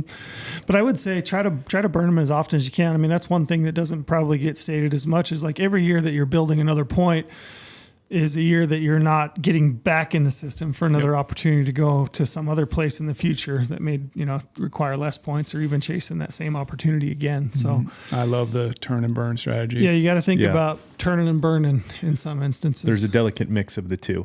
Earning enough points to be in a spot like Brady is right now, or you with deer, but at the same time, like burning other things and going and making sure you're always out there. All the deer tags I've ever drawn in the West, and most points I've ever had was 4. Yeah. And I burned it on a great really low point unit and shot a phenomenal deer. Yep. So looking from a 30,000 foot view, those are the questions that I always point people to. What do you want to hunt? What type of experience do you want to have for each individual species? Evaluate that, and then work towards the opportunities to get a permit and go hunting for those species that represents your objectives of that hunt. So those are kind of the first 2 big ones that I always point people to. Beyond that, I always tell people, budget. You definitely have to think about your budget. I would say apply everywhere that you can afford. And there definitely is some states that it's more cost effective to apply in. A point means more in certain states. You look at a state like Colorado, for example, we'll say for elk, right? Sure, you've got to buy the hunting license to then apply and gain a point, but 3 or 5 points goes a whole lot longer, in a state like Colorado than it does in maybe some other states like it does Utah. Yeah. Right. So if you're limited on a budget, do research and find the states that it makes the most sense to spend your money and build points. So a state like Colorado is a prime example. It makes tons of sense to build points because you're going to have opportunities pretty quick. You got states like Utah, Nevada, you may apply forever and never draw. So you have to decide if it's worth you putting the money into buying that hunting license every single year and applying, and the chances that you probably won't ever draw. Right. So that's definitely budget, something I think you ought to consider. Do you want to dive into point systems and kind of talk real briefly about what that is? I want you to guide me through bonus, preference, random. Yep. What do those really mean to people? And then maybe we can give some examples and kind of talk about that, because they're all, like, every state does it differently. Yep. So getting a permit in the West, by and large at this point, it's a lottery drawing. So you're going to apply, and the state's going to conduct a drawing, and then they're going to allocate permits. And you hear people talk about points all the time: preference points, bonus points. So the difference between a preference point and a bonus point. So you have some states that operate on a true preference point system. So an example of that would be Colorado elk, deer, antelope, right? So preference points essentially gives preference to the individuals that apply with the most points for any given hunt. So if I've got 5 points and Brady has 1 point, he has no random chance of drawing that permit. No. I'm going to be guaranteed the permit because I have more preference points than Brady. So in a true preference point system, there's no randomness to that. It's simply the people with the most points that apply for any given permit are going to draw that permit. So that's a true preference point system. And this is why I think it's very important to understand these systems, because you could be a person who doesn't understand preference points in Colorado. Mm-hmm. And like, I've never drawn a Colorado tag. Like, why have I never drawn? All these guys keep drawing Colorado tags all the time. Well, maybe you're applying in a unit that you literally think you have a chance to draw, but you really will never draw because you're not a top point holder. You're not that point break system where you can actually draw it with your preference points. So that's something to consider. Mm-hmm. If you're just trying to turn and burn, you can't be applying for tags that take 10 points when you only have 5. Like, you're never going to draw that. Yep. Based on that preference point system. Yeah, you have to understand the draw system first and foremost. Mm-hmm. Yep. And then a bonus point state essentially is, again, it's a drawing.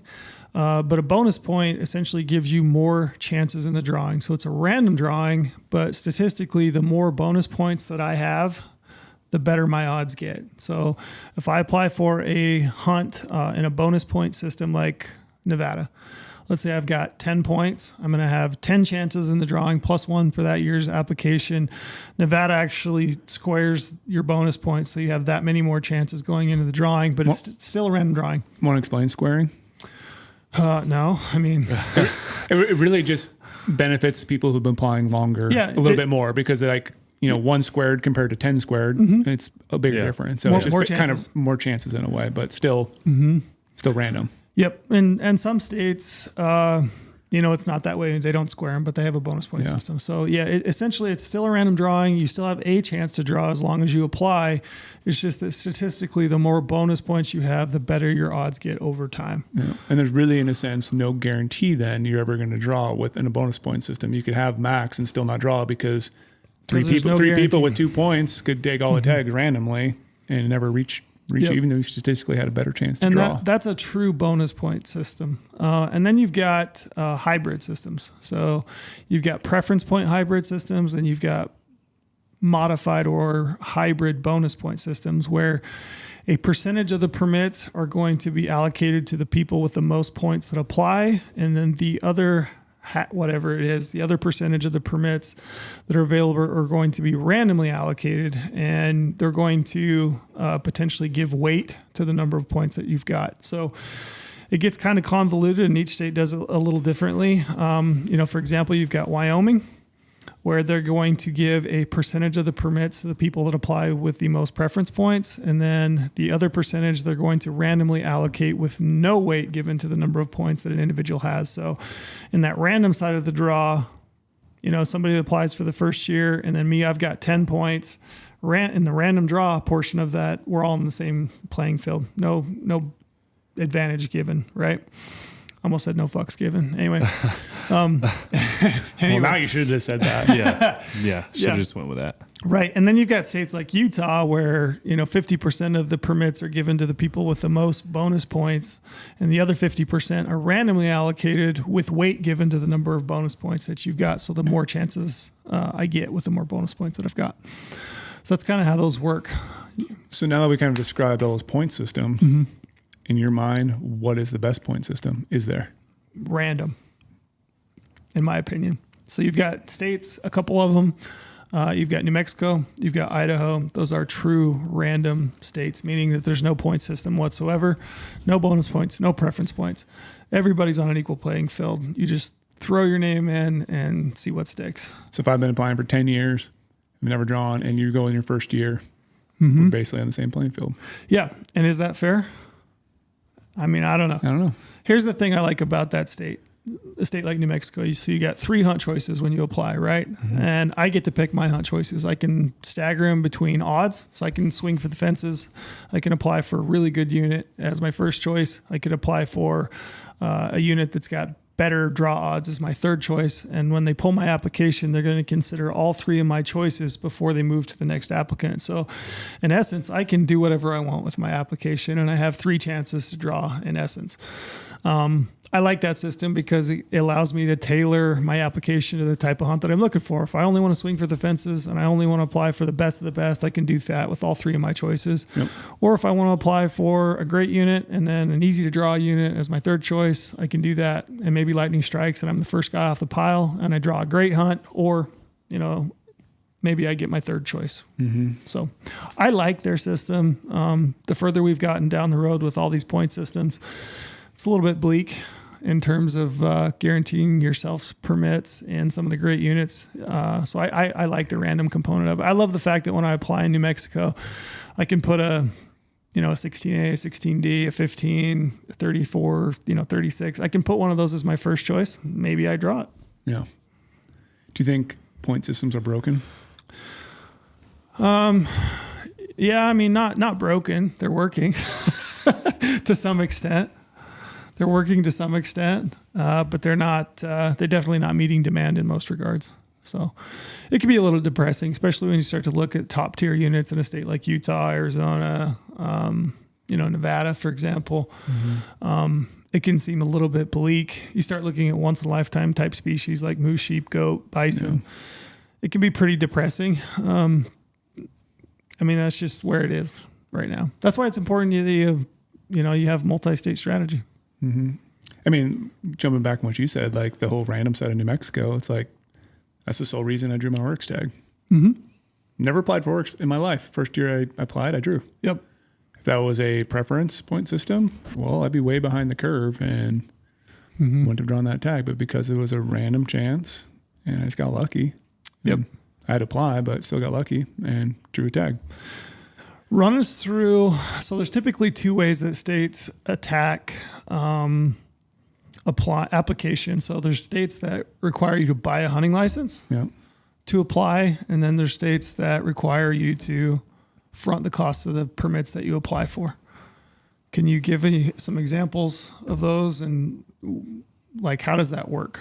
I mean, yeah, there's a majority of them now are switching to you have to buy some sort of hunting license to apply. I mean, Colorado, you got the small game license, but it's only $89. Yeah, Nevada, you don't have to, but if you want to actually build points, you got to buy a hunting license every single year. Which is, that one's $155. Yeah. And then, even like in New Mexico, you have to front the money of everything. You still get everything back after you don't draw, but it's like $65 hunting license to apply. Hunting license as well. So it's like, I think majority of states now are switching over to some sort of hunting license. I can't think of one right off the top of my head. Wyoming doesn't require, but you do have to front the cost of the permits. And typically states that require you to front the cost of the permit, the hunting license to apply is pretty cheap. Yeah. So you're talking $89 in Colorado, $65 in New Mexico. Utah, I think, is $75, I want to say. Relatively cheap, but you don't have, fronting that for a lot of states is pretty expensive. That's where Colorado, for example, and you're not fronting that entire cost. You're just doing the hunting license and then the points and everything. And again, I always tell people this is a cost value judgment you have to make, right? So you've got to start to look at the states where the opportunities are available to you relatively quickly and decide if the amount of money over time is worth it to continue with that state and that species. It's a cost value judgment. Because it adds up quick. But it adds up very quick. How much do you think you spend a year in application fees? I don't look. You don't? On purpose, I don't look. How much I don't want to know. Do you have an idea? What do I apply in like at least 9 states? I think mine's typically about, I want to say around $2,300. Sounds familiar, yeah. Because there's states like, Montana where I'm fronting the fees. That's going to be real expensive for a while. If you're unsuccessful, you get that money back. Get the money back. But it's like the amount of money I put out at once, that's got to be a crazy amount of money. Like, that I'm floating out in the app world during the next 6 months. Like, but out of pocket. Out of pocket, it's probably, $2,000. $2,000, $2,500 to do everything. And I've definitely, like you said, weighed what I want to do depending on like what the state offers me. Like I've never applied, Wyoming, all the limited entry type stuff like sheep or anything like that because I know I'm never gonna draw. So let's talk about that. Why do you apply? Yeah. Bighorn sheep? Yeah. Montana? Not Montana. Not Montana. No. Why not? I'm so far behind. Like it's just not even an option. I mean, it's a random I know, bonus. but No, no. still not interested. Yeah. Wyoming, Yes. you do. Yes. You're creeping up in points then. Colorado, Wyoming. Colorado, Yep. gotcha. You don't. Not in Wyoming because I was behind the curve, and now that they made the recent changes, I'm never going to draw it. Yeah, the recent changes hurt. So how do you distinguish between applying for the big species? So moose, sheep, goat, bison, we'll say bison. How do you distinguish where you do apply and where you don't apply and why? I mean, that's a tough one. I think where I apply now is because I've been applying for them for so long that I'm invested in the system. I have to keep going. I think I'll never probably draw all of them, but I feel like I have a chance. Yeah. I have a chance. So I'm going to keep doing it. And it's a minimum fee every single year. It's just buying points. So you apply in states where you have a chance. I have a chance. So in Wyoming, you've already said you don't really have a chance because there's not a random component at this point. Yeah. Really. Yeah. Now that I understand your question better. Yeah. So I'm invested for sheep. I'm in bighorn sheep. I'm invested in Utah, Wyoming, and Colorado. Okay. I'm invested in those programs. So like, yes, I keep going there, but I apply in Idaho and New Mexico every year because of the random. And then Utah and Colorado also bonus point or modified in Colorado, Yes. but you have a chance. A chance. It's a random draw. Random. Yeah. I mean, do you call it a chance? I don't know, but I guess it's not less than zero. It's a chance. Yeah. It's a chance. Yeah. So it's been a hard decision to make on which states I do it for, but like I feel like since I am invested in certain ones, I'm going to continue to go through there and pull through and wait another 20, 30 years if I make it that long. And So you're a Nevada resident. Nevada Do you apply resident. for sheep in Nevada? Yep. Yes. Okay. I'm invested there because I'm a resident, which makes sense. So you have more tags available to More you. tags available to me, Yes. which is great. It's also a random draw. Yep. With a bonus point system. Yep. So I could draw anytime. So that makes sense. that makes sense. Do you apply for sheep in Utah? Bison? Yep. Goat? I apply for everything there. Okay. Also random. Also random. I've been invested for a long time. And you're buying a hunting permit to apply for all species anyway. So for the extra $10, why the hell not, right? It makes sense for me to do that. That makes sense because you got a random chance. You never know. I mean, Yep. Arizona sheep, Yep. I do Arizona sheep as well. same reason. Because you reason. buy the hunting license to apply me for other too. species Yeah. like elk and antelope. You apply Right. for antelope I do. But Arizona? I'm really thinking about it. That's Yes. It's I pretty mean, dumb to for do. $15. Yeah. I mean, I do, but Whatever it is. you start to realize like kind of how dumb sometimes when you start running through this. Like, yes, I do. Don't know why, but I do. Well, I mean, again, that's a state where you have a chance. I mean, yeah. Arizona is a modified guess. bonus point system. So you have a chance. There is a random component to that draw. But at the same time, though, I think about so I got my brother's Bryson Blake. So I'm their person who deals with all their apps every single year. So I run through everything, tell them what to apply for. They giving you a kickback on that? No, no, No. never. Haven't gotten anything. Come on, guys. But it's like, I keep talking to them every year. Like, do you really want to continue down the path that you're going?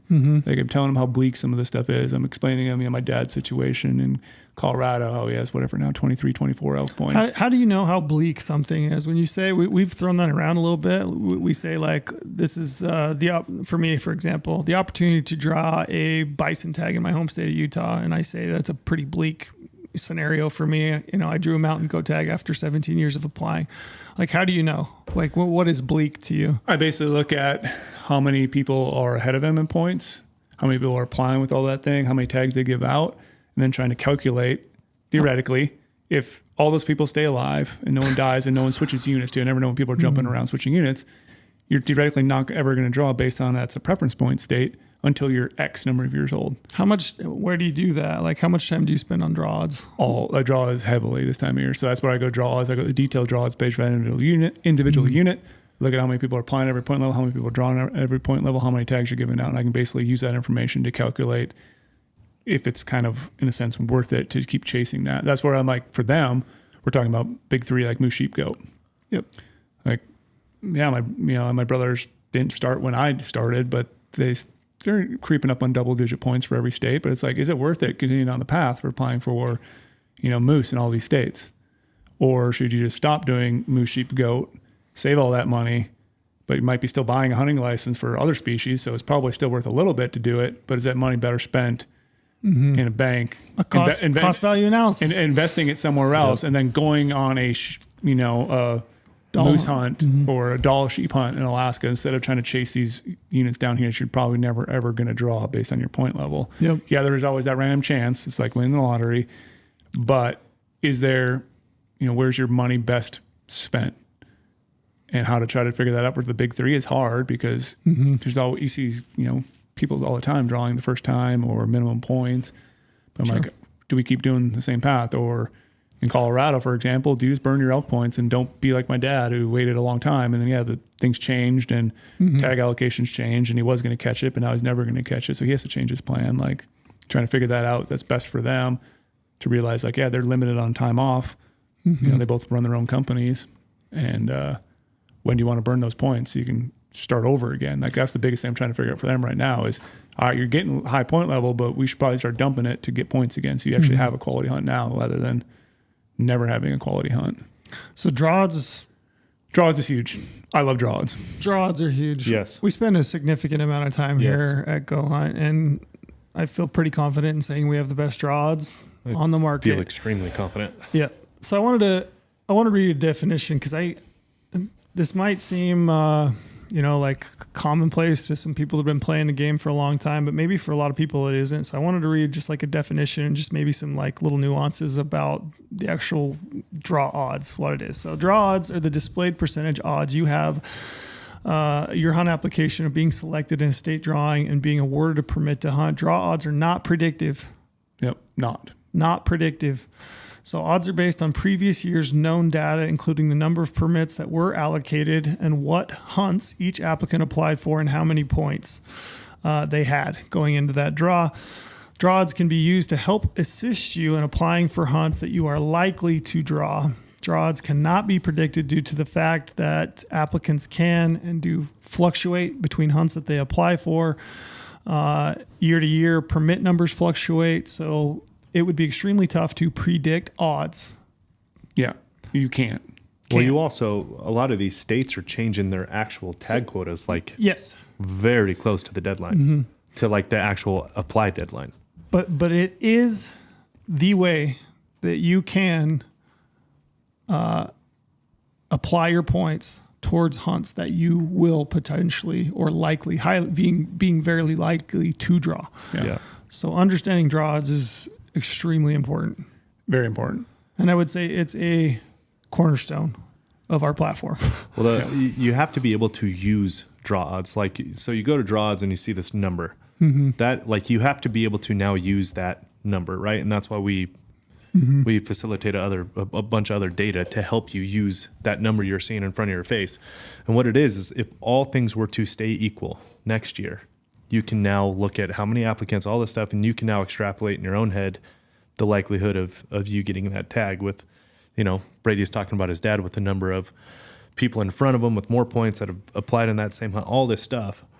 And so it's not like that number you see isn't the end all be all. You have to now use that number. You have to use that to interpret it. That is your number you are now going to use to interpret the rest of the information you're seeing. And, a lot of people talk about predictive draw odds and all that stuff, and it would be so amazing to be able to do. But there's so much variable. There can't be a valuable predictive data. How often do you play for the same hunt year in and year out? Not very often. Not that often. No.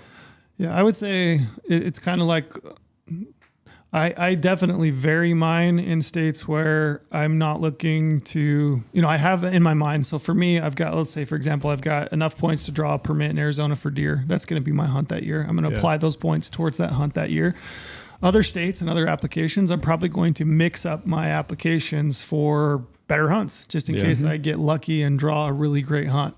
So I may not apply for the same hunt that I applied for last year because I got a different plan in mind. So people definitely fluctuate.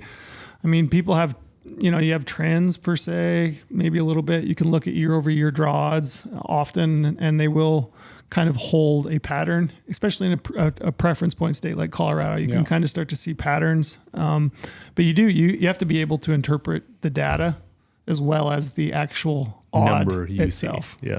That's generated. That is the number you use to now interpret the rest of the data to then develop your decision making on where you want to apply.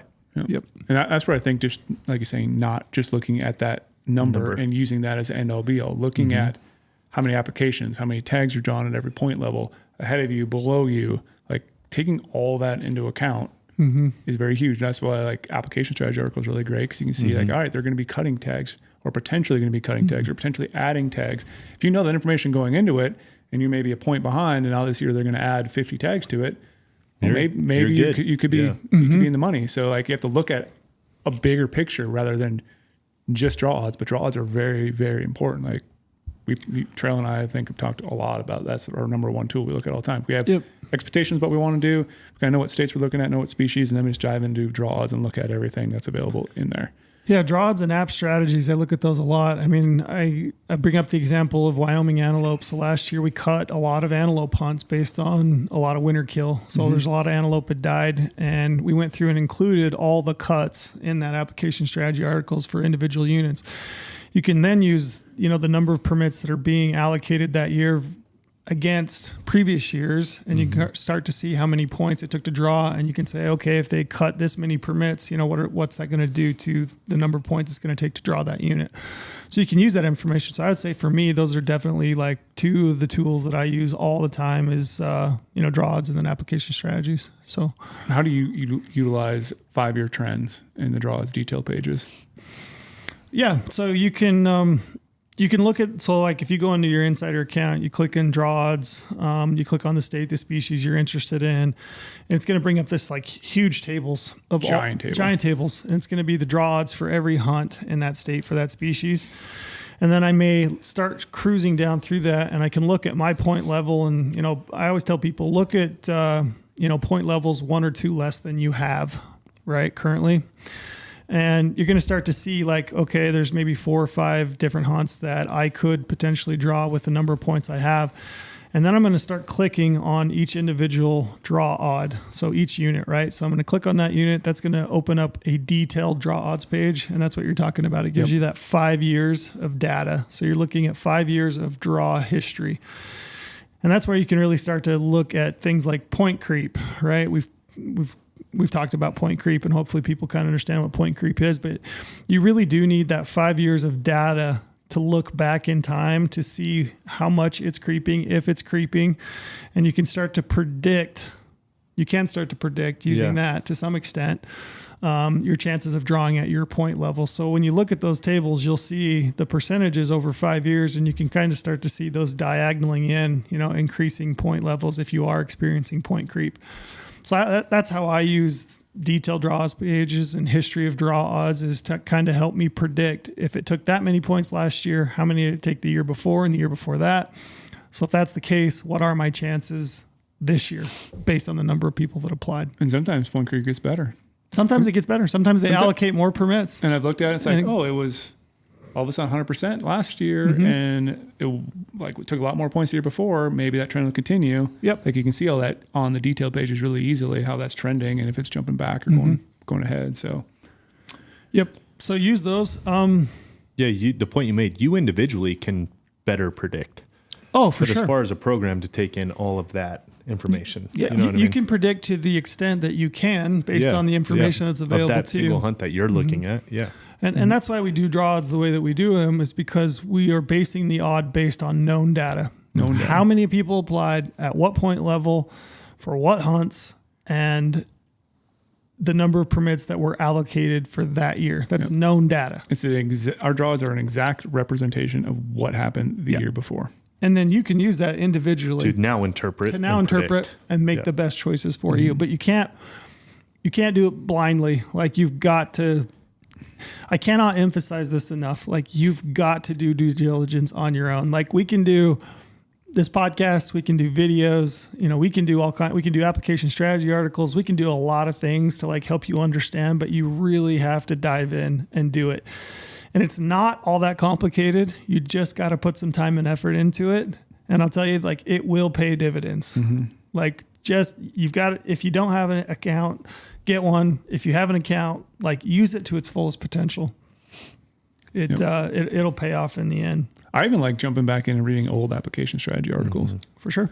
I want to see what the information was, 5 years ago, 7 years ago, compare it to information that's current today. Like what are these trends happening? I can jump back and and see all that information. I can see all these populations going up, down, how tag changes are impacting people, and looking at then detail pages and looking at filtering 2.0 and using all these tools collectively together to try to make the best plan that I have going in the next year. Yeah. Last thing I wanted to talk about, maybe a couple more things that I think can help people out. Give me an idea of how the states do the timing. Mm-hmm. So how does that work? You said that early in the podcast, you said you were working on the article for upcoming 2024 application deadlines. Yep. So what is in that article, and how do the states do their draws across a time frame?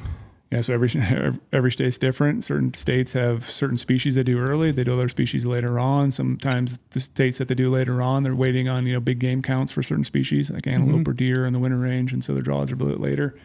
So it's really important to look at every single state and when their deadline is, and understand like some of these are, a deadline for buying points as well. Some have different points only purchase periods later on. Like we got some big ones coming up. Like Alaska, usually December 15th. Yep. And for then applications. And then like Wyoming elk, that's usually January 31st. Mm-hmm. So like those are going to be right off the bat hitting hard, and then you're going to start looking at, okay, what states are coming up next? When do I need to start, doing some research on these states? And basically it's going to be like, when's the app open date on this article? When's the application close date? Are these approved or tentative dates? Because a lot of these states right now haven't even discussed when 2024 information is. But generally they're about it's the same, month. Third Tuesday in this month or this certain day. And I just try to do my best estimate right now based on I have tons of previous years I go off of, try to find the actual day. And then once they're finally updated, I go and update that. I don't know that all the states, I don't think they intended to do this, but it is nice that they did it. They're generally staggered. Mm-hmm. So it's not like everything is due the same time or the same month. They typically stagger them out. Yep. So you mentioned Wyoming elk. That's one of the first ones out the gate, always January 31st deadline. Then you kind of moving into Arizona, which is normally like February for elk and antelope. And then you kind of start to taper in the rest of the draws for the different states. And it is nice that they are staggered, because in a lot of cases you'll kind of understand, whether you might have drawn or not drawn before you have to apply in another state. Yep. And then it's good too to know sometimes, hey, when am I going to get that money back from Wyoming to then turn it around and use it somewhere else? Or the Wyoming one's not probably a good example because they hold it on forever. But that's why the staggered thing is good to look at. You can, filter everything out by state. You can filter it up as a draw, if it's OTC, if it's points only, looking at points only deadlines. Like, it's a very important article to really look at and start honing in exactly where you're going to apply. And don't be one of these guys that apply on the last day of application deadline. I do that. Yeah. Darn it. Systems crash. You can't get in. You already know what you're going to apply for. Some of these states allow you to modify it once you've actually put your app in. No additional changes, no cost. Just might as well throw it in there and then modify it. Plus, you're on the top of the stack. Top of the pile. Yeah. Isn't that how that works? I think if you're the last, you're at the top. They just start at the bottom. The first guy that applies, he's on the bottom. You just go up from there. That's why you're trying to be last. That's what I'm trying to do. Okay, got it. Yeah, 11:59. No, don't do that. That's so nerve-wracking. But yeah, they do stagger them. They normally run, like we're saying, Idaho OTC December 1st, and then January is kind of the next window. Or I guess you have Alaska December 15th for the draw species or draw hunts. And then you've got elk in January in Wyoming, Arizona, February. You've got March typically for New Mexico, and you really start to stagger those all the way out through like June. Yep. So that's kind of your time frame is really, I would say, January to June, July. January and June are the big months. That's when you want to be living on Insider, figuring out your plan. Last thing I was going to ask you. I just would like to, you've kind of ran me through a little bit, and you probably don't want to get into specifics, but what are you looking to do this year, Brady? Species, states, anything that you're excited about? And then I wanted to ask you, like, if there is one tag for one species that you're hoping for both of you, what would it be this year? My strategy going into this year, it's a tough one, Trail. I'm just building my strategy right now and getting it rolling. I do have a plan. I do have some tags already in my pocket for next year. So I know some states I'm going to already. You're not going to say? No. All right, fair enough. Species? Not going to say? Species. Again, I'm just trying to get mule deer tags. Like I really just want a couple quality mule deer tags. Just avoid the first question then. What is there a species, a hunt that like if you could wave a magic wand and you would have it next year, what would it be? I mean, Arizona mule deer tag. Arizona mule deer. Yeah. I like that. I have a lot of points. Okay. I could cash them in and draw a How many quality points hunt. you got? A lot. 100. A lot. You won't even say how many points you have? No. Okay, then. All right. I have a lot. So Arizona mule deer? Yeah. That's cool. I think it would just be a really fun hunt. I just want to. Above anything else? Sheep, moose, goat, bison. Arizona mule deer is it. Sheep tag's cool, but it's a sheep tag. Like, This guy.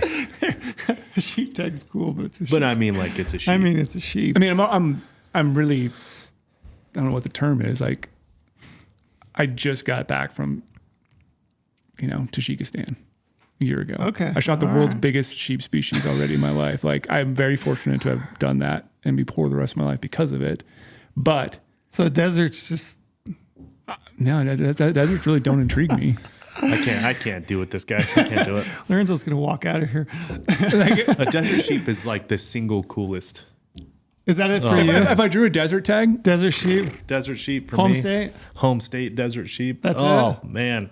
Oh, man. if I drew a desert tag and they allowed me to convert it into a mule deer tag in the best unit of that state as well, like similar quality, I would turn that in a heartbeat. If you drew a desert sheep You are tag in going to be struck by Arizona, lightning. you would turn it, and if you had the opportunity to swap it for a mule deer tag statewide, Statewide. you would turn that Strip. sheep You'd tag go to in. the strip. Yeah, I'd swap it. Wow. I can't talk to you anymore, I don't think. Obviously, I dream to draw one of those. Like, I'm not saying I don't ever want I to know. do it, but yes, mule deer are king. They literally are. Yikes. Big elk guy. That coming He's from a big elk guy. guy. Coming from a big elk guy. That's Yeah. cool. I just, Desert sheep in my home state. Oh, man. Please. That's it for you? Please. yeah. What Bow do you hunt? Yeah, I'd bow hunt it for Bow sure. hunt it. Yeah. Me? Yeah. Man, I've got any real bug. Like I would really like to hunt bison. Really? Yeah. So archery bison in my home state of Utah. And I don't care if it's the Henrys or the Book Cliffs. I think that would be awesome. And I don't know why. I mean, this has been kind of like a Johnny come lately, infatuation. But I think bison are just such a cool animal, and I would love the It's the opportunity. American heritage of hunting.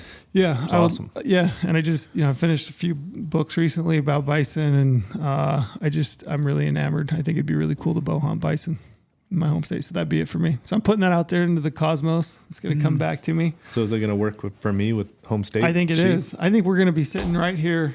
You with a bison tag. And Me with a an sheep archery tag. bison tag, you with a sheep tag, and him with an Arizona deer tag. Or I'm struck by lightning. Or that because of what you said. Yes. Or for the blasphemy you put out in the world. I mean, mule deer is so much cooler. Yeah, fair enough. I mean, You can go on so many mule deer hunts. And they're all different. Yeah. Your sheep is like once. It's like your one hunt. Yeah. And you're going to turn that in to go chase an animal that you can chase in all these other states. Yeah. Okay. That Just can making be- sure. It can, that's the great thing. It's The freedom. eye of the beholder. You can do what you want. I think it's good. Not great, but good. Man, I do have another wild hair. I really want to do a caribou hunt That'd be great. badly. I like that. So that's right up there too. I like that. I just love adventure hunts. I wanted to put that out there in the cosmos because I think that's how it's going to come back around for right. us. That's how that works too. I'm putting Yeah. good vibes out there, and they're going to come back around. Anything else? As far as applications, getting ready to go, strategy. I mean, looking at it from a 30,000 foot view. Any advice that you would give to anybody? Be a sponge. Okay. Soak up every bit of information that is possible as presented to you. Consume it all, learn it all, dissect it, ask questions if you don't understand it, like literally figure out how every single draw system works and how to develop a multi-state strategy, because that is literally the best way to live your life as a hunter who wants to continually hunt as you get older. You have to start doing it right now. If you haven't started doing it yet, you should probably jump on board and figure out how to develop a It's multi-state. not too late. It's not No, too late at all. definitely not. And there's certain states that are obtainable. Like you don't have to go crazy and do 9, 10 different states every single year and, sell your kidney and sell everything in your house to try to afford trying to get points and start building up that strategy. You can do it affordably. Just figure out what species are your dream, start doing some points for that, and figure out what you can draw now, what you can draw 5 years, what you're searching for 10 years, what's going to be obtainable to you. That's going to be my last piece of advice is like I continually hear people say like I'm too late. I didn't get in early enough. It's just too late. It's not too late. There are so many hunts that you can draw with very few points. It's not too late.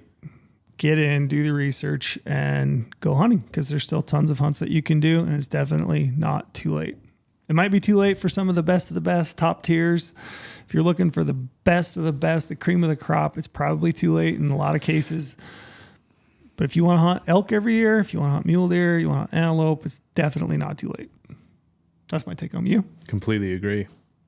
What last piece of advice do you have for folks applying? That I completely agree with that. It's not too late. The amount of hunts you can go on between 2 and even like 7 points. You know what I mean? In some of these states, between 2 and 7 points, you can go on so many different great, phenomenal hunts. It's not that long, especially when you start staggering the states properly. Mm-hmm. Yeah. Yeah, and I complain about cost sometimes, and I justify buying a whole lot of shit that I don't need. I rein in a few of those purchases. There you go. It's a drop in the bucket. Yeah. So, well, cool. Thanks. I thought that was a good kickoff. Like I said, I wanted to get to it early. We've got Idaho coming up, so I wanted to touch that and just get people thinking about application season. It's coming up quick. Yep. Very quick. So good luck. I can't wait till we're all here recapping. Talking about what tags we have. I know what one I've got. I know what which one I've got too, right? Archery Bison, here I come. Yeah. All right. Shout out to Young Omar. Shout out Young Omar. Omar's getting jack shit this year. Young Omar, podcast producer today. Young Omar with Shout out. no tags. No tags.